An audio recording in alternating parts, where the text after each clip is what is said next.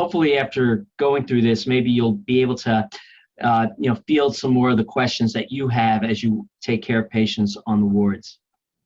So let's go to case one. So case one is a 56-year-old male with a PMH significant for DM hypertension, actually gets admitted with hyperglycemia and dehydration. The patient's somewhat non-adherent, gets admitted and needs to be treated. And they actually put a right subclavian catheter into his right into the right supraclavicular region. I'm having a little problems this morning. But anyway, so the IV catheter is placed, and really the patient is treated with intensive insulin therapy, hydration, and really is doing quite well. In the ED, what I failed to mention before was right after the time of placing the catheter, they decided to also send off a few sets of blood cultures. Now, you as the intern are taking care of this patient, and over the next 3 days, the patient continues to be totally afebrile, feels well, doing well, and finally, hospital day number 4, his electrolytes, glucose is all well controlled, and you're writing up, you're getting all your preparations and sending the patient home. He's all ready for discharge, and then the nurse informs you that the lab just called, and blood cultures 1 out of 4 are positive for Candidebacterium, and in another bottle, 1 out of 4 are positive for Verigene streptococci. So you're kind of now in this predicament as an intern, and really the question is, what do you do now? And I'm kind of hoping that you're not going to all run and call the ID service, and I'm hoping you can kind of think through this and determine what best to do. So, clearly there's a lot of options here that, sound maybe reasonable, but really there's one best answer here. And really the answer here is, get the line out and really just send the patient home. And I'm going to talk about why that is, but I think the most important thing is, these blood cultures tested positive about 4 days after being drawn. And number 2, they are 2 different species from 2 different bottles. And one of them, Candidebacterium, is notoriously can be a contaminant. Now, alpha hemolytic strep or Verigene strep might have had you thinking a little bit, saying, can I do that? But even alpha hemolytic strep and Verigene streptococci can also be a contaminant. Okay, so the answer is just basically continue doing your paperwork. Don't, make sure the line's removed and just send the patient home. Okay. All right, so now let's talk a little bit about blood cultures. And again, when you look at a febrile patient, only 5 to 15% of the time will their blood cultures be positive. And when I think of bloodstream infections, you can divide them into both into extravascular or intravascular. So extravascular basically come from another source like an abscess and travel via the lymphatics. And then intravascular will come from basically, basically from a heart valve or an infected prosthesis such as a Hickman catheter or something like that. So those are kind of the way we kind of split up blood cultures. But then there's another way to look at bacteremia. So when you look at bacteremia, there's 3 different types that we will encounter clinically. So number 1 is the transient bacteremia. And the transient bacteremia that we often talk about, this is associated with oftentimes with procedures. So for example, dental extraction with transient bacteremia, post-dental extraction, or, somebody who undergoes surgery, they can become transiently bacteremic, or even, we do see occasionally transient bacteremia from the gastrointestinal tract. Okay. Then there's intermittent bacteremia. And intermittent bacteremia is a type of bacteremia where you get basically intermittent time points, you'll have positive blood cultures. So somebody might be febrile, then they're afebrile, and they're febrile again. And during those time points, you check blood cultures, and they're positive. And this usually occurs when you have an isolated focus of infection, like an intra-abdominal abscess, that you'll have, not transient, intermittent bacteremia. And then finally, there's continuous bacteremia. And continuous bacteremia is classically seen when you have infective endocarditis, or PV, or prosthetic valve endocarditis, or perhaps an infected line or something like that, where they'll be persistently febrile and they will have positive blood cultures as a result of that. So just going really to the basics, I know most of you don't draw blood cultures anymore. We have these great medical techs that are doing it. But the bottom line is you want to draw, 2 sets of blood cultures, and aerobic and anaerobic at 2 different peripheral sites. You put them into the bottles that look like this. And clearly, you're supposed to clean ahead of time using chlorhexidine to clean the blood cultures. To clean the site where the blood cultures are, so chlorhexidine, and hopefully you will decontaminate that site. When we think about blood cultures, and I think this is kind of an important point I want to make, is that when you order those blood cultures and they're drawn, what is really important, and again, we don't get to monitor this, you don't get to monitor this, but what's really important is that adequate volume is obtained. So there's some very old studies that looked at volume as a potential factor in blood culture yield. And really what's recommended, for each stick, you should obtain at least 10 mLs of blood, okay?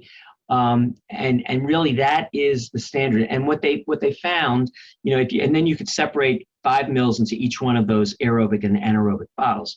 But what they have found, again, older literature, what they found is greater than 5 milliliters of blood obtained for a blood culture, you have about 92% sensitivity. But it drops to 69% if it's less than 5 mLs. And then with every 1 ml that you increase in the volume, you get about a 3% increase in your diagnostic yield. So again, I think there's a couple of important points just to remember, that really the volume matters. And I will say this, sometimes, if I'm, concerned about, an infection, and I'm really not concerned about anaerobes, it's almost sometimes not a bad idea to just throw, 10 mLs into a blood culture bottle, especially if you're not concerned about anaerobes. Now, rarely do I ask for that, but I'm just saying that, a high volume actually gives you much better chance of a diagnostic yield. And again, I think this is just a chart for both adults and pediatrics, and I really don't want to go into that, but I just wanted to reinforce the amount of volume that you're going to require.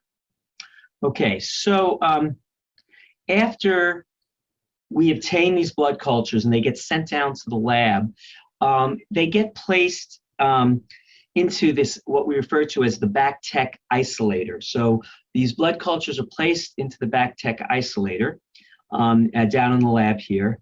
And I want to kind of walk you through what actually happens with the blood cultures. So once they get placed into the BACTEC incubator and isolator, they basically, it has enough capacity for 240 blood culture bottles. And then basically, this instrument just runs continuously. But what happens is, as bacteria replicate within blood culture bottles, they produce CO2. Now that CO2 triggers a fluorescence that then is captured and generated into the computer. And then basically, an alarm is set off, and the lab tech then goes in, retrieves that bottle that is positive, and does a gram stain.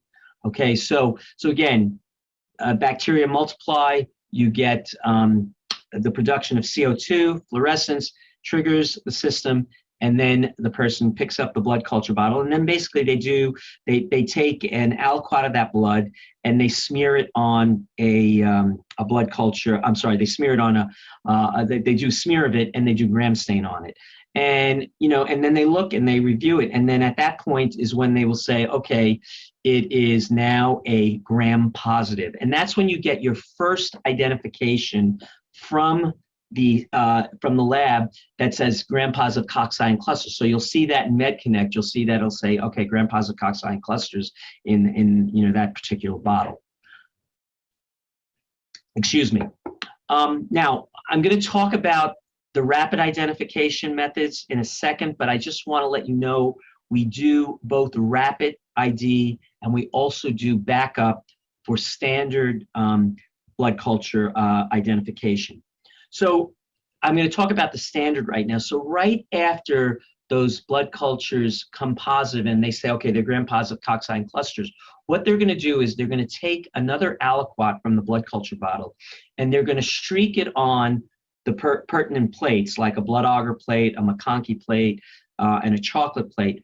And then they put those plates into the incubator and they wait for colony growth. And they have to, in order to do the next step, you have to have adequate colony growth. So that's why if you have a higher volume of blood, you might have a more dense infection or more likely to, so again, we're then at the mercy of these bacteria growing on a plate. So you can't go directly from blood culture bottle into the next step. You have to go from blood culture bottle to plate, and then you have to wait for the colonies to grow, and then the colonies that grow, then they get suspended, they get placed into a suspension, and then they get placed in our automated system. And the system we use is the Phoenix, but there are many other systems out there, BACTEC and Microscan. I think, so this is a picture of the system. So now when the blood cultures go into the system, this does the rest of the work for the lab tech. This will do all the biochemical tests that are required to identify the bacteria, as well as the antibiotic susceptibility testing. And usually the time from that initial positive blood culture where you have the gram-positive cocci clusters to identification, it's going to probably be about another 48 and sometimes 72 hours, especially for some more difficult organisms. So again, so this is the Phoenix, where again it's an automated system, and again we once we get cultures that are positive on the plates, we can put it into the Phoenix system. So then you're going to get your results. So let's talk now a little bit about what I would consider my guidelines for interpretation. So the first thing I'm going to say, and again, these are just guidelines. It's not always, this is not always 100%, but in general, cultures that become positive greater than 72 hours oftentimes are contaminants. And now that's not to say, if you identify a gram-negative rod at greater than 72 hours, you're going to chuck it out. You're going to throw it out. It's just, I'm just saying in general, in particular, for some of the gram-positive organisms that I'm going to show on the next slide, most of those you could say right off the bat that these are contaminants. Now, the next thing you always have to say is, what was the scenario in which these blood cultures were obtained? If somebody came into the ED and they're totally afebrile, and they came in with, say, back pain, and for whatever reason, somebody drew blood cultures on them. So you have to look for a compatible clinical syndrome. If they're drawn for just, oh, what the heck of it, I might as well just draw blood cultures, there's no clinical suspicion of infection, then those do not fit a clinical syndrome that you would expect. So those are another scenario. And this patient would be one of those patients. This patient clearly came in with hyperglycemia, was afebrile, was dehydrated. Now you might say, well, maybe you should draw them because maybe if this patient was in DKA, that's a cause that infection can trip off somebody into DKA. So I kind of get that. But in general, the patient stayed afebrile. And then think about him during his hospital course.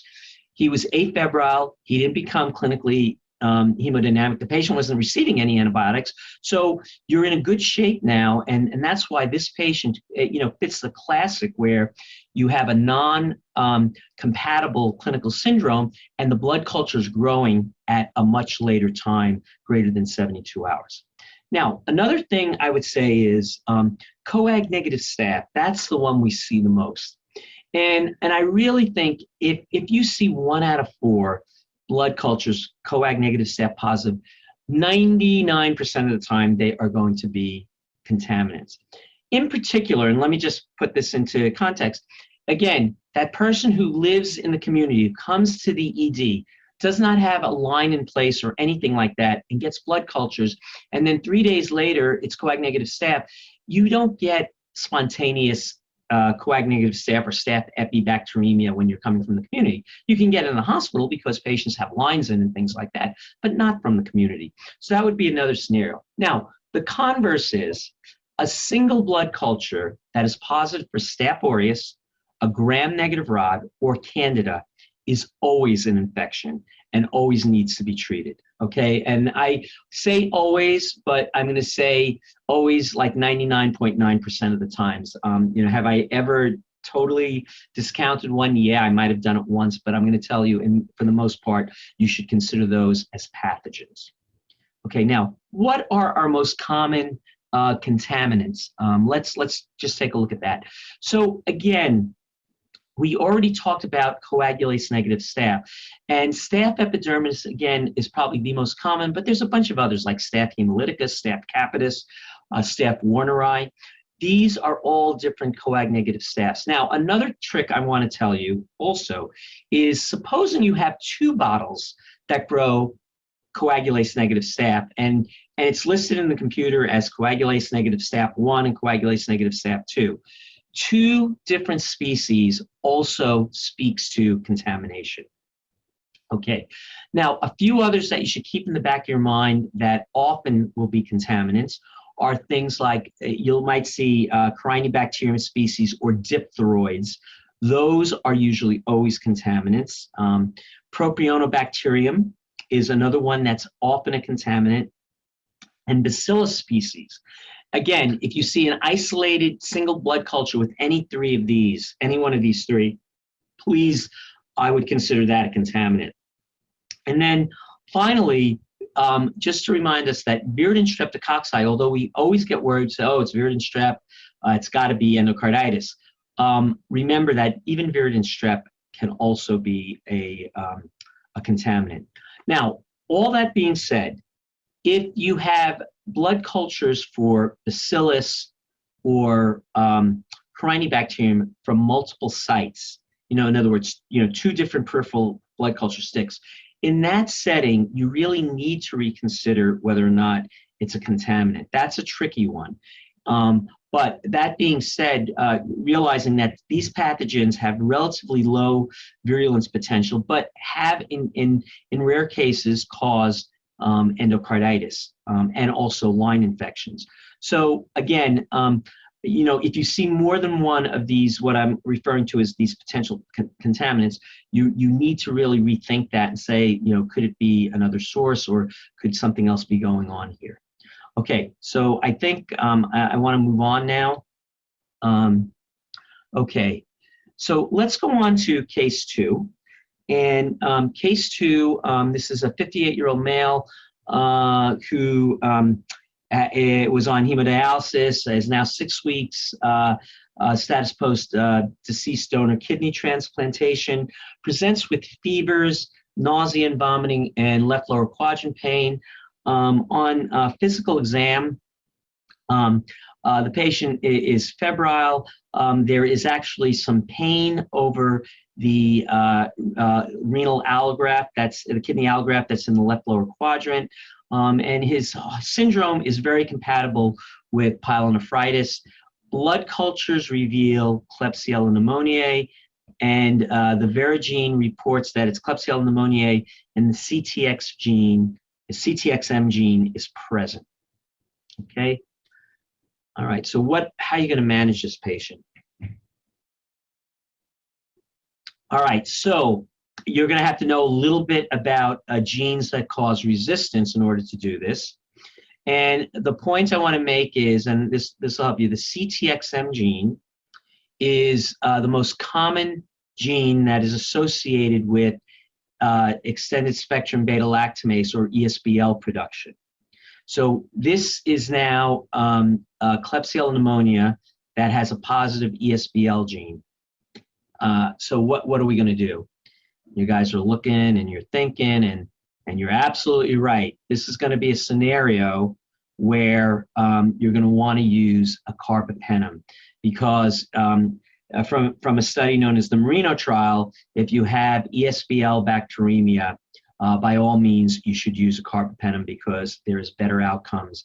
So you do not want to use your favorite drug, Zosyn. You want to give a carbapenem. Okay. All right. So now I mentioned something about the Verigene. So I want to talk a little bit about these rapid diagnostic, talk about some of these rapid diagnostics studies that we are doing. And first of all, let's just do a little basic microbiology. What will often happen through the initial report from the blood cultures using the standard blood culture testing, the one that I just talked about, is if they get growth of colonies and they look like either the pink or the opaque, they will call them either lactose fermenting. So they might say on day 2, they might say these are lactose fermenting gram-negative rods based on the fact that the colonies that are growing from the plate are pink, and then they will throw those colonies into the phoenix, which will then rapidly identify what kind of lactose fermenting gram-negative rod.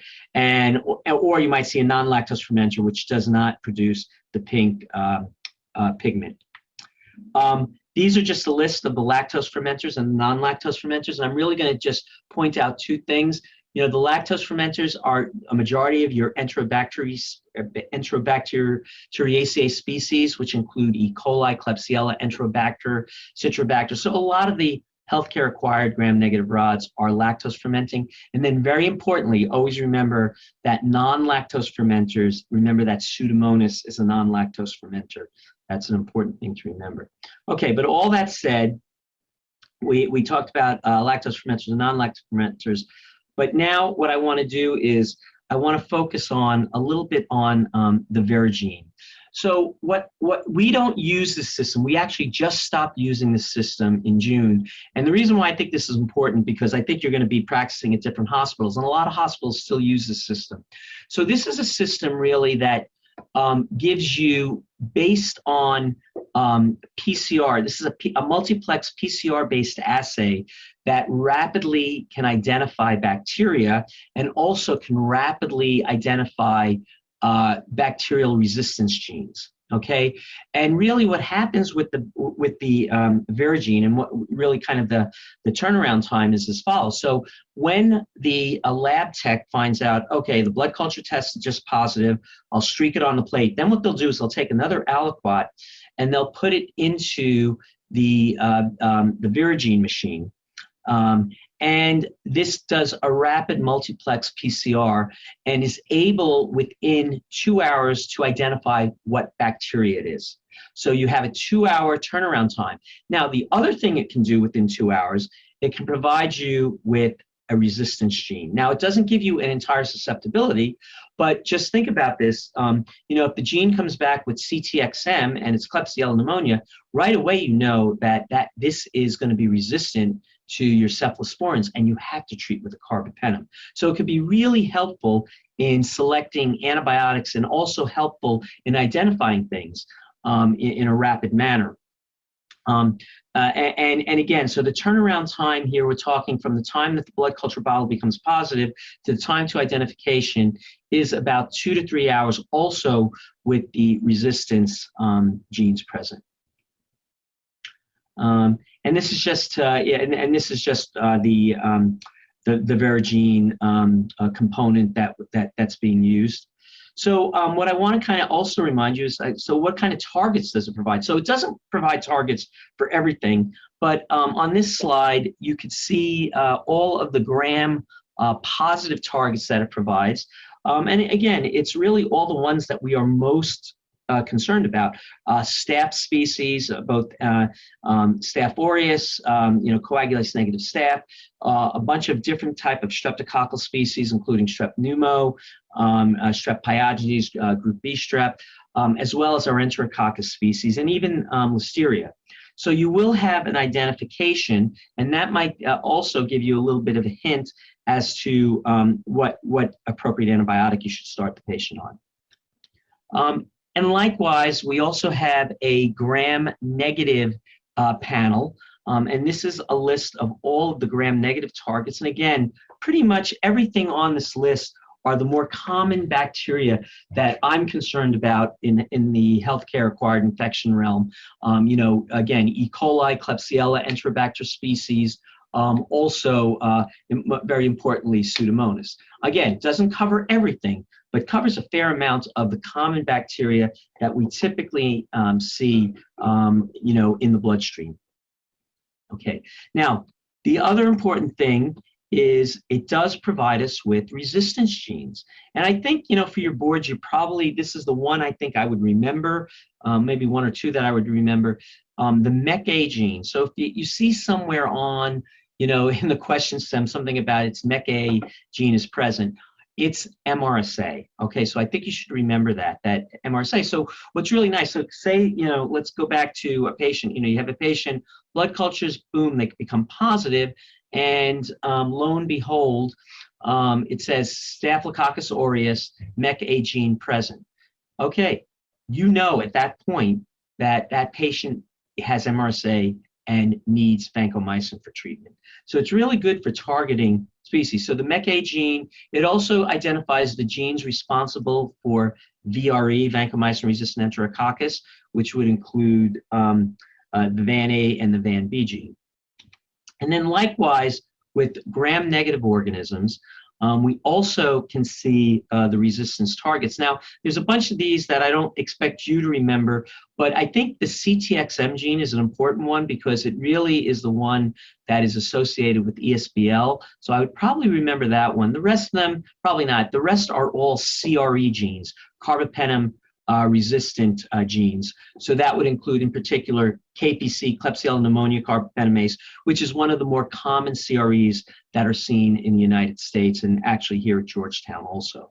So you can also find out whether somebody has CRE. Now, what's really nice about this, when you have this genetic information early on, as soon as we see it's a CTXM or we see that it's a KPC, right at that moment, you need to place the patient on isolation. So think about it. If we had to wait 3 days for them to isolate an ESBL, that's 3 days of non-contact isolation. So this might also have implications in terms of preventing serious infections or spreading serious infections.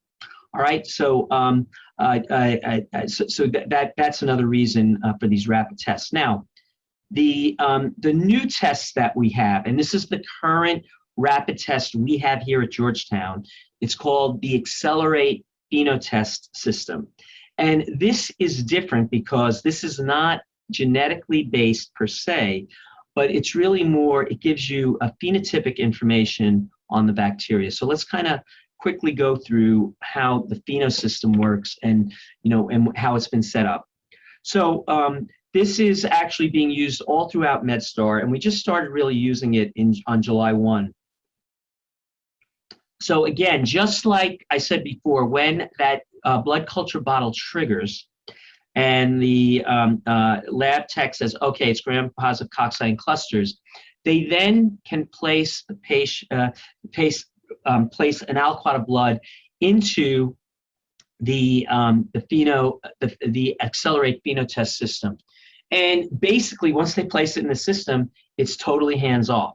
So the first part of the identification, when they do the identification, it's actually done by FISH technology, and FISH stands for fluorescent in situ hybridization.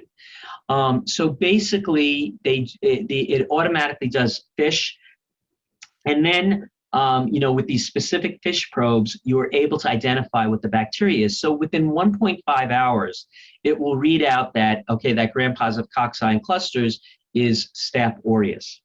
Now, the next part is something that almost sounds to me out of Star Wars, because what happens is the bacteria then are exposed to varying concentrations of antibiotics, and then using these micro cameras, they actually do lapse time photography, and look at the way, and they look at the way in which the bacteria divide. So they are basically taking pictures. I think it's like every 10 minutes.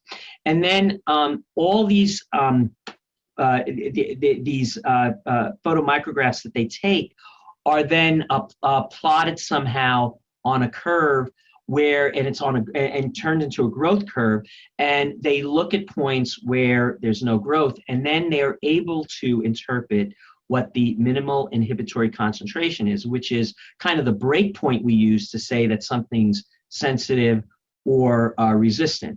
And this has all been correlated, and also, and there's probably a lot of math in there too that I don't understand, but the bottom line is you can get the antibiotic susceptibility testing within 7.5 to 8 hours from the time of putting it into the component. Right. So again, these next two slides really just give you an idea that, again, you're going to first do FISH technology to get an identification within 1.5 hours, and then at 7.5 to 8 hours, you should see the antibiotic susceptibility testing. And then again, showing again pictorially exactly what I talked about. Now, that being said, this is a relatively new system, and I'm not 100% convinced that we're getting the results exactly at 8 hours.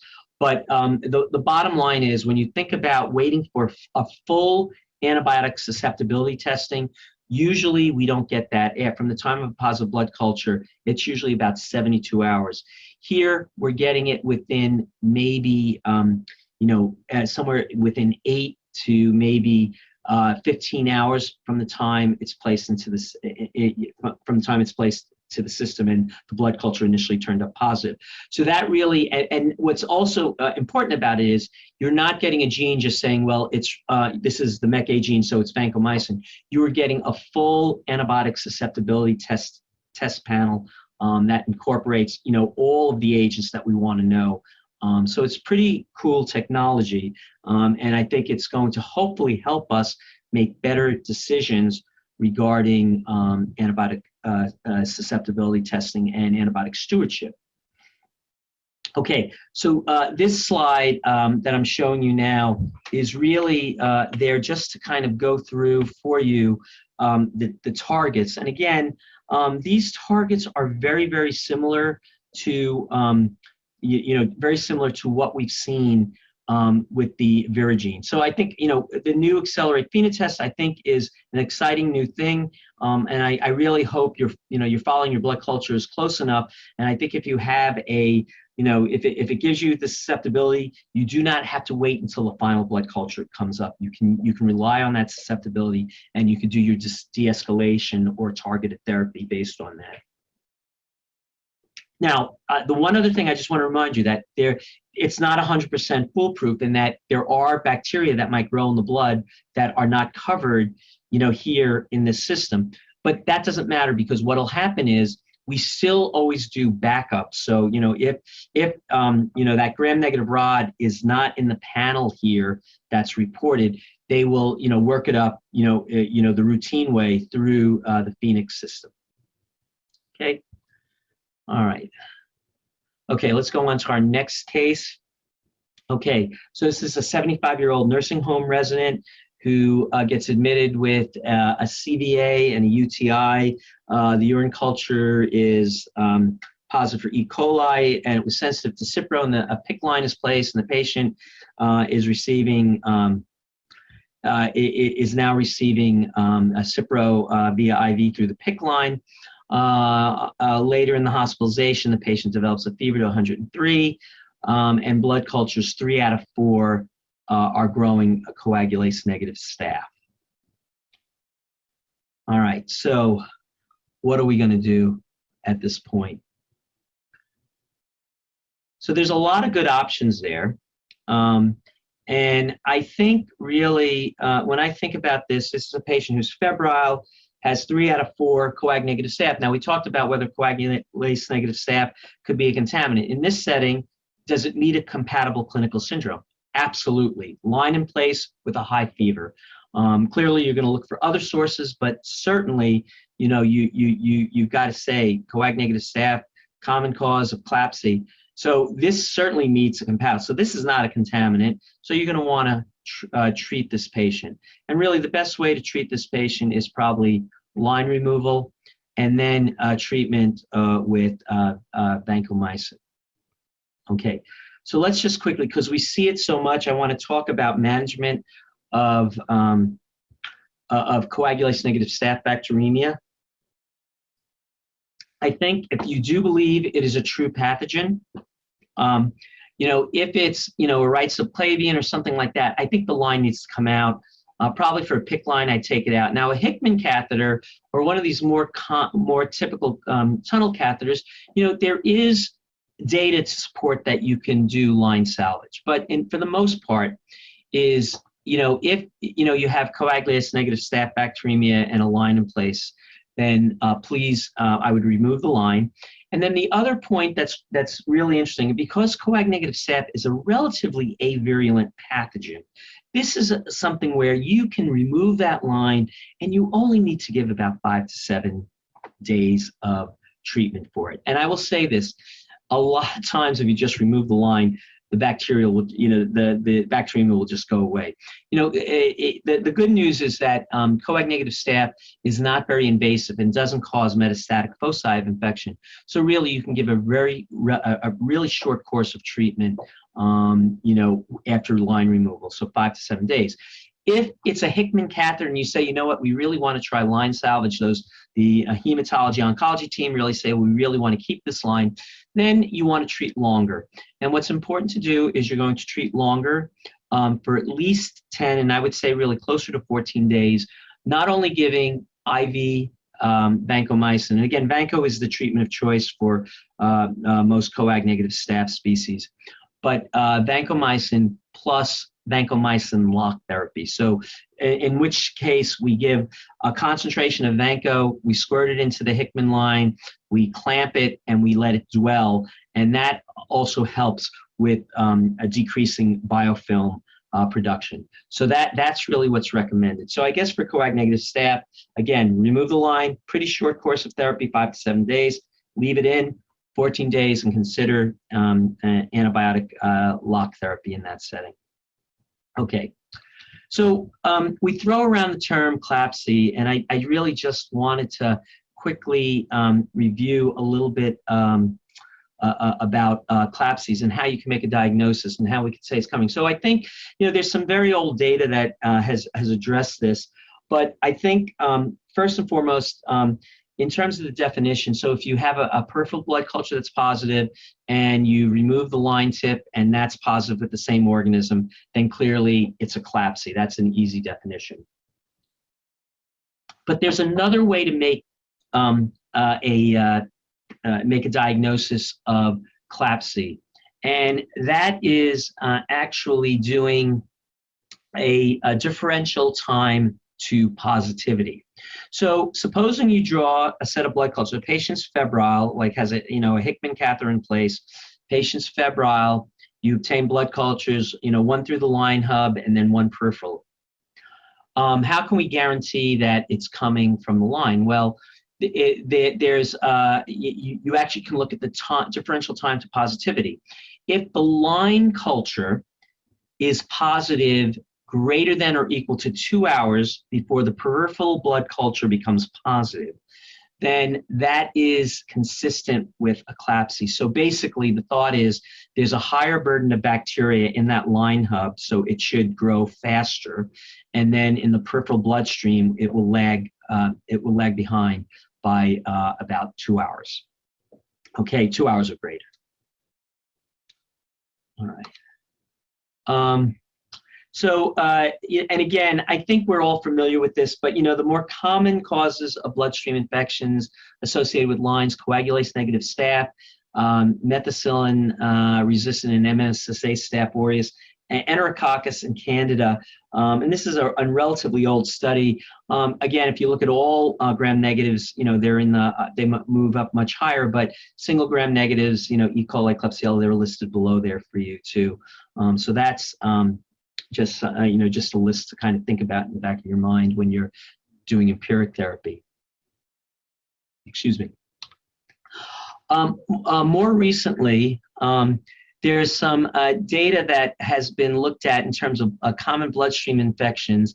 And I think what I'm just going to say about this is that with the more common bloodstream infection, with more recently, what we're seeing again is more and more gram negatives. So Enterobacteriaceae, particularly in the ICU and in places like, the oncology patient population. And then not only Enterobacteriaceae, but also Enterococcus are becoming more common. So just to kind of give you an idea of how this also is evolving.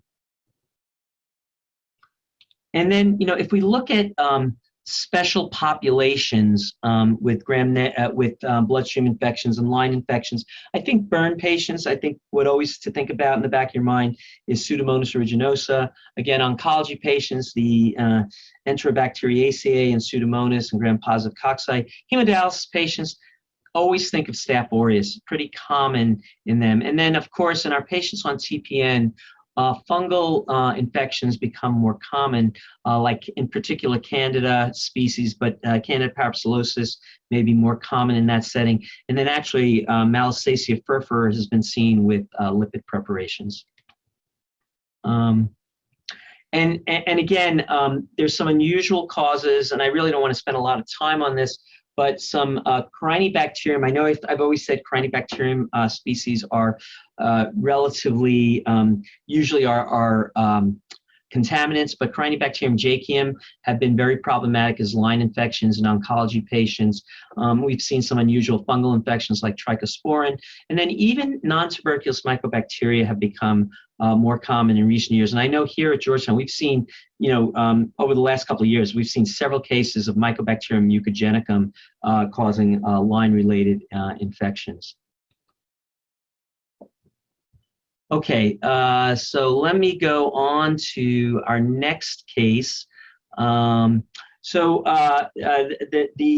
next case is a 60-year-old male patient with multiple cardiovascular risk factors, hypertension, diabetes, HLD, has a pacemaker in place. And the patient presents with new onset an MI. And he has, again, a right subclavian catheter placed as part of his workup. And he develops fevers to 39.5. Blood cultures are obtained. And the blood cultures now reveal gram-positive cocci in clusters that have the MECA gene present. So the MECA gene, gram-positive cocci, it's Staph aureus. So what are we going to do for this patient? So there's a couple of thoughts here that what you're going to do, right? So you may, and I think the most important thing, this is Staph aureus, and this is kind of a much more problematic situation than your coag-negative staph, because Staph aureus is very virulent, and therefore you should definitely want to remove that line immediately. But you also have data now that says its MECA gene is positive, so you know that you're going to need vancomycin. So I think the most important thing to say in this case is you're going to get rid of that line. You have MECA gene, it's MRSA, vancomycin, and then you are going to need a TEE.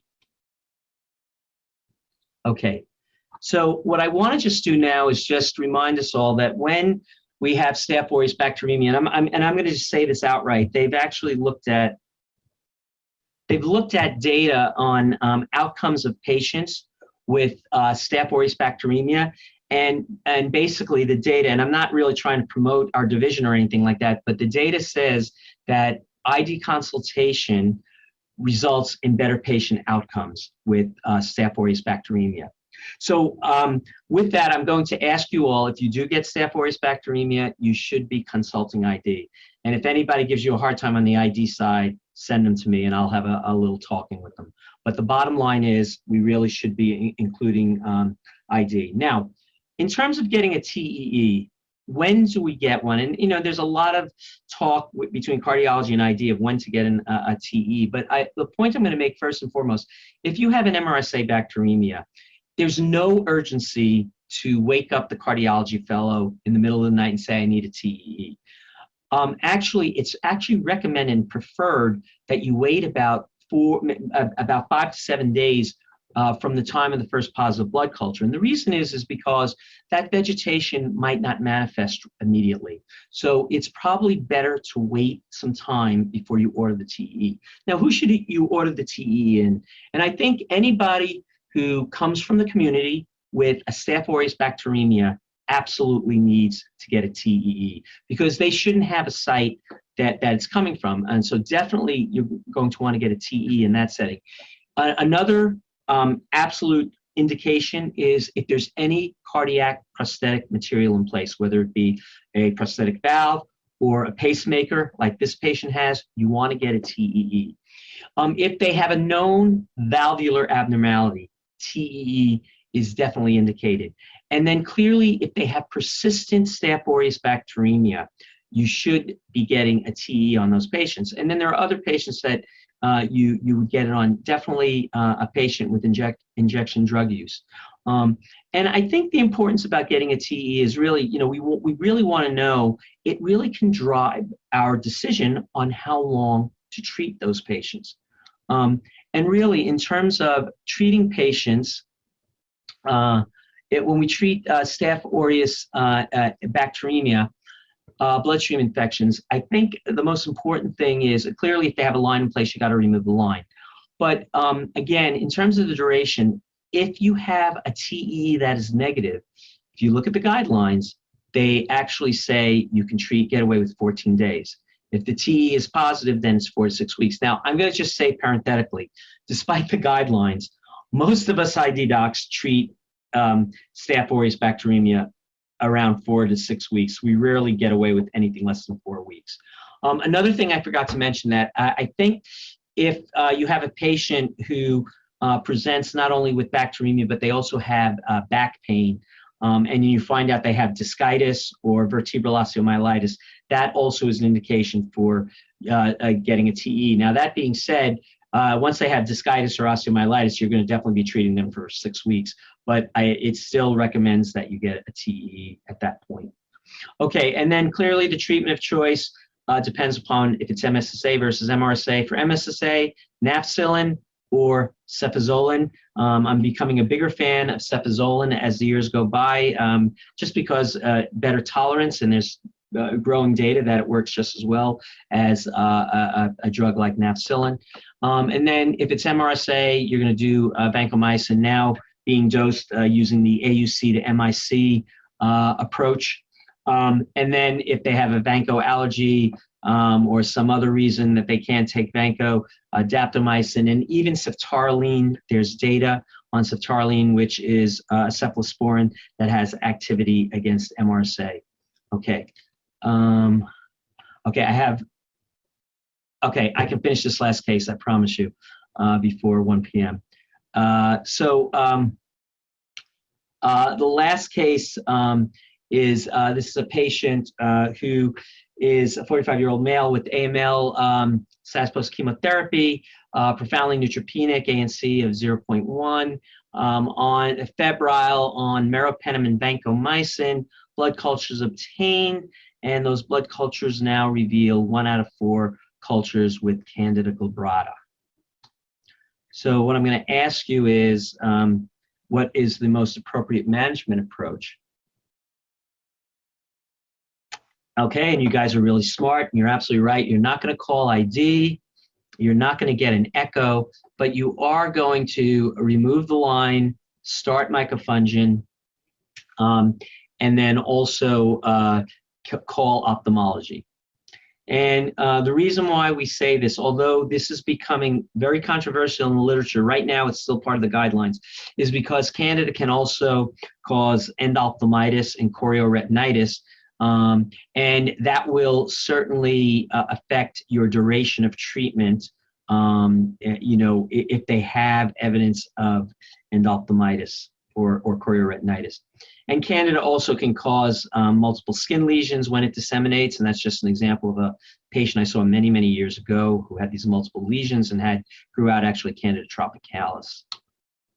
Okay, so let's just end up on this slide, really. So Candidemia, how do you manage it? So first and foremost, a single blood culture is positive. It is a true infection and you need to treat it. Okay, so that's number one. So that's your initial interpretation. 1 out of 4 blood cultures, and a lot of times it'll only be 1 out of 4. It is a true infection. Number 2, you are going to have to remove the line. Candida sticks to the line, and if you don't remove it, there are lots of relapses. Okay, now, oftentimes what will happen is the blood culture will come up and it'll say, it'll just say yeast, there's yeast present. And you will not know what Candida species it is. And therefore, it is recommended by the Infectious Disease Society of America that for that initial, when you have yeast that is not yet identified and it's in the blood, you should start off with an echinocandin like micafungin or caspofungin or inidilafungin. So those would be your initial treatments because that will cover both azole-resistant and azole-sensitive species of Candida. And then you might ask, well, how long do I treat these patients for? You should treat them for about 14 days from the time of the first negative blood culture. So if you have 1 blood culture positive on day 1 and then 1 blood culture positive, and no blood cultures positive on day 2, starting on day 2, you can count for therapy as 14 days from then. So 14 days from the time, and also, of course, this is assuming the line has also been removed. And then finally, you should get an ophthalmology exam at this point. Again, this is being somewhat, this is actually somewhat of a controversy, and there's been some recent papers that say it's really uncommon unless patients have symptoms. But all that being said, we usually recommend it. It's not an emergency. And again, this is another one where I'd wait a period of time, like 5 days from the time of the Candida being positive, to see if there's presence of Candida chorioretinitis. If there is a positive infection, you see Candida chorioretinitis, then you are going to treat for a prolonged period of time in consultation with ophthalmology, as they have to do follow-up serial fundoscopic exams to see if it's working. And again, if you get a species back and the sensitivity, clearly, Candida albicans and Candida parapsilosis are very sensitive to fluconazole, and those are the better drugs for them. And then if you have any of the other species, whether it be glabrata, crucii, you're going to treat with micafungin. And then my last slide, one other thing about the Accelerate PhenoTest that I didn't mention is that it actually does yeast identification, but here it only gives yeast identification for 2 species, Candida albicans and Candida glabrata, which are probably our most common ones. So again, you might rapidly have an identification and be able to, de-escalate from micafungin to fluconazole if it turns out to be Candida albicans. Again, glabrata we would treat with micafungin. And then just to remind you though, the other species will still get worked up using our routine microbiology mechanisms, as I mentioned earlier.